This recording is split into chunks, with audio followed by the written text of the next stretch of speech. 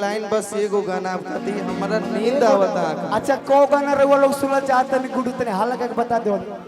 ना भैया एक एगो गाना गाइम हम बस हम एक हाथी सॉरी हम ये सब भाई आपको जाने नहीं हमार मूड एवरा दूसरा दुनिया में चलता पता ना का है। अब हम ठीक नहीं थी कि भगवाने ठीक नहीं कनो भगवाने जानत रह भैया 5 लगा दी तो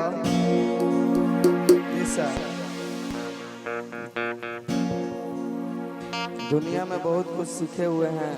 3 साल से फील्ड में घूमते नहीं घूमते घूमते सारा लोग को देख लेंगे। पावर यही जैसे शुरू यही जब खत्म पावर दूसर कोई कहाँ से हुई झमकौला से थोड़ी हुई। ज्यादा कुछ ना कहे हम एक लाइन बस कहे तो एगो माई खाती एक लाइन के गीत ओकरा बाद से बहुत लोग भी अभी बामन पे निहाल पे भी बहुत लोग बजाए हो।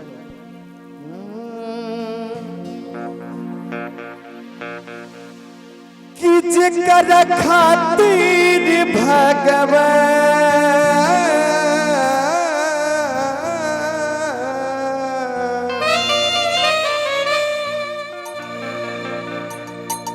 कि बन के आइले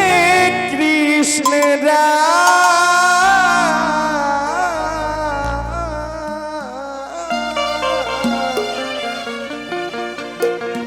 लड़का कहता विजय भैया डब से जेकर खातिर भगवान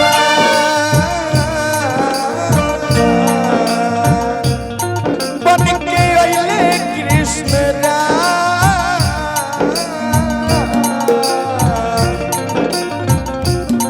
जेकर खातिर भगवान बन के आइले कृष्ण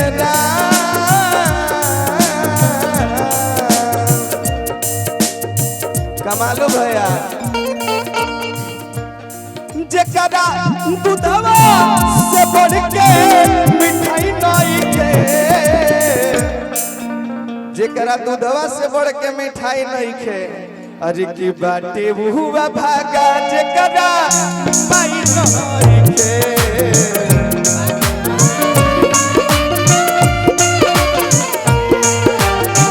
बाटे हुआ भागा जेकरा माई नहीं के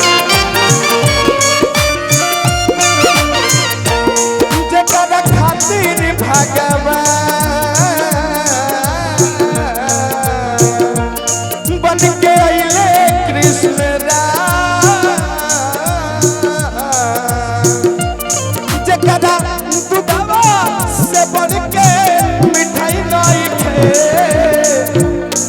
असली बात यह बा। अरे की बाटे हुआ भागा जेकरा माई नहीं के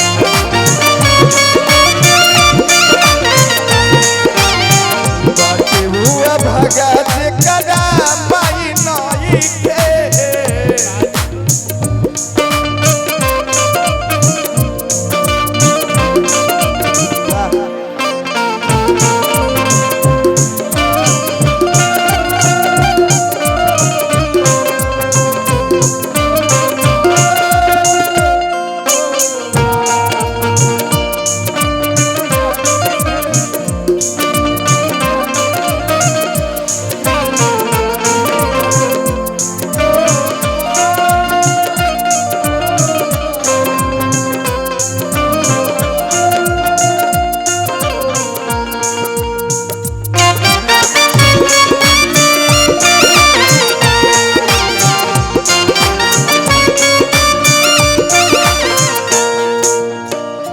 और ही लड़का कहता का दूध भात मुंह में खियावे चला मामा की बोला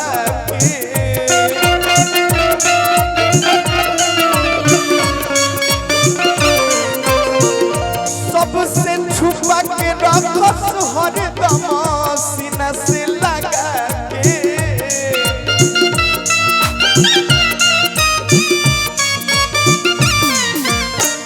दूध भात मुंह में खियावे चला मामा की बोला के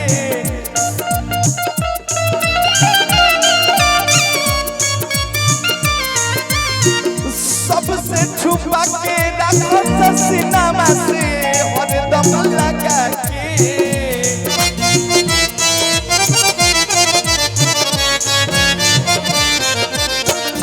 और ये लड़का कहता का जेकरा दुआ से बढ़ के दवाई नहीं के ए विजय भैया कि जेकरा अरे होई दुआ से बढ़ के अरे होई दवाई नहीं के अरे की बाटे हुआ भागा जेकरा माई नहीं के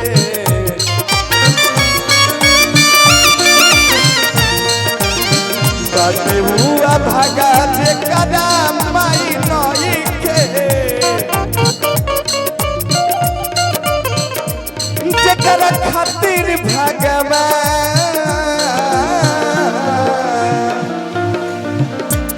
बन के अइले कृष्ण राम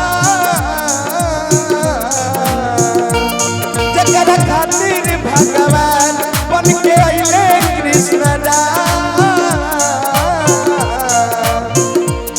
जेकरा दुधवा से बढ़ के मिठाई नहीं के विजय भैया 3 ताल में अरे की बाटे हुआ भागा जेकरा माई नहीं के